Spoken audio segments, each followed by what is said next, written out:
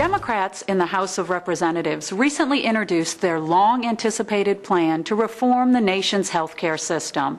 Simply put, it is worse than anyone could have imagined. Euphemistically titled America's Affordable Health Choices Act of 2009, the 1,018-page bill is filled with massive tax hikes to be levied against individuals and small businesses. It expands on and creates brand new federal bureaucracies empowered with overseeing your family's health care decisions, if not charged with making those decisions for you. And according to the Investor Business Daily, right there on page 16 is a provision making individual private medical insurance illegal if you leave your current plan and wish to buy private individual insurance for yourself and your family. That's before factoring in that nearly 120 million people will be forced off their private insurance and into a government-run plan, while still leaving 34 million Americans uninsured.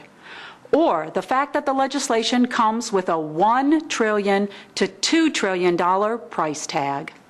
For months, President Obama has stressed the need for reform, rightly arguing that the current system is economically unsustainable.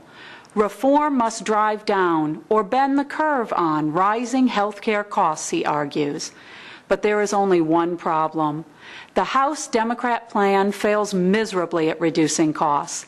In fact, if passed, it will exponentially raise health care costs in this country while reducing quality of care. According to Doug Elmendorf, director of the nonpartisan Congressional Budget Office, the proposed health care reform measures being offered by congressional Democrats would actually increase public spending on health care. During recent testimony before the Senate Budget Committee, Elmendorf said the legislation significantly expands the federal responsibility for health care costs and would not bend the cost curve downward. Rather, the curve is being raised, he said. Higher taxes, increased health care costs, and reduced quality of care in the name of reform should be more than enough to seriously disturb most Americans.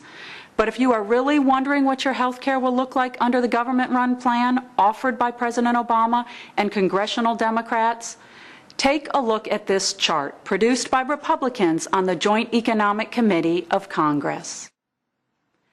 Think your family's health care decisions should be made between you and your doctor rather than a morass of bureaucracy making them for you? It's been said that a picture speaks 1,000 words. Need we say more? That's this week's Freedom Minute.